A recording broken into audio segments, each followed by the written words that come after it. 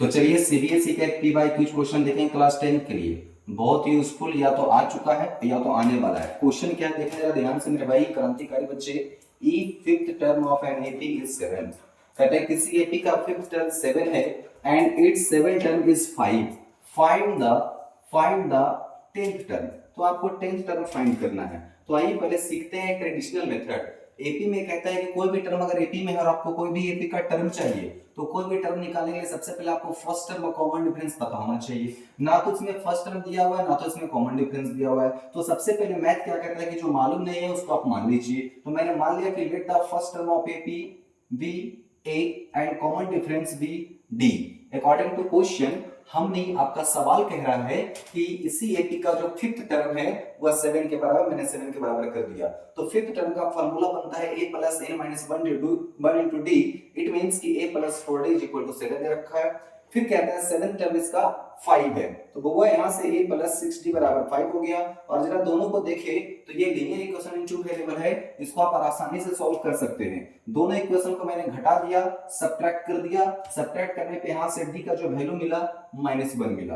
अब d तो मिल गया लेकिन d के साथ मुझे a चाहिए, तभी आप किसी टर्म का वैल्यू निकाल सकते हैं। तो किसी भी तो d का वैल्यू मैंने किसी एक इक्वेशन में डाल के भी आप पुट कर सकते हैं। यहाँ पे मैंने क्या करा, इक्वेशन फर्स्ट में d का वैल्यू निकाल के यहाँ से a का वैल्यू निकाल लिया। और एक मांग रहा था कि इसका 10वां पद चाहिए, 10 टर्म चाहिए। तो 10 टर्म का फॉर्मूला बनता है a प्लस 9d।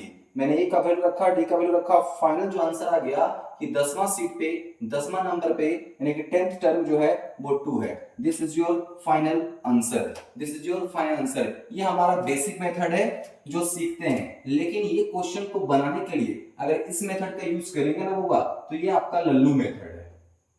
ये आपका लल्लू मेथड है। इससे आप सीबीएसई का पेपर तो पास कर सकते हैं, लेकिन कोई भी कॉम्पिटिटिव एग्जाम वगैरह में इतना करेंगे तो बहुत टाइम लगेगा। तो तुम्हें लल्लू मेथड का दरकार नहीं होना चाहिए, ठीक है। आइए इस क्वेश्चन को हम बिना कलम के करना सीखेंगे। और क्वेश्चन को अगर बिना कलम के करते हैं तो फिर लल्लू मेथड नहीं, फिर आपको चाहिए लड्डू सर का मेथड। लड्डू सर का मेथड आपको चाहिए। वो क्या है भैया, तो देखो ध्यान से क्वेश्चन को समझो। कहता है फिफ्थ टर्म 7 है, सेवेंथ टर्म फिफ्थ है, मतलब अल्टरनेट है। पांचवा के जगह पे 7 बैठा हुआ है, सातवां टर्म की जगह पे 5 बैठा हुआ है। तो जब भी आपको कोई भी टर्म आपसे फाइंड करने बोले, चाहे 10 टर्म, फिफ्थ टर्म, कोई भी टर्म अगर फाइंड करने बोले तो एक ही तरीका अपनाइएगा, बिना कलम के solve the problem without pen. बिना पेन के धुआं धुआं हो जाएगा। कुछ नहीं करना है बच्चा, जो वैल्यू दिया हुआ उसको जोड़ दो, 7 5 12, और जो निकालना है उसको घटा दो, जो निकालना है उसको घटा दो।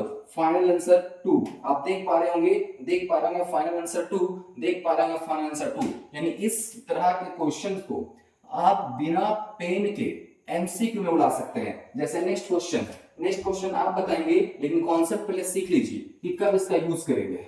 तो कहते हैं यदि pth टर्म q है, qth टर्म p है, इसका मतलब rth टर्म अगर निकालने बोले, कोई अगला टर्म निकालने बोले तो p plus q minus r, p plus q minus r। Same question देखिए, इसका 10th टर्म 15 है, 15th टर्म 10 है, आपसे 12 टर्म मिला। मैंने क्या बोला कि जो भी दे रखा है उसको ऐड कर देंगे, जो निकालना है उसको घटा दीजिए। बनेगा आपका 13 is the right answer. 13 is the right answer. कलम नहीं लग रहा बच्चा। तो नेक्स्ट क्वेश्चन आप बताएंगे, कमेंट में आप जरूर इसका आंसर बताइए।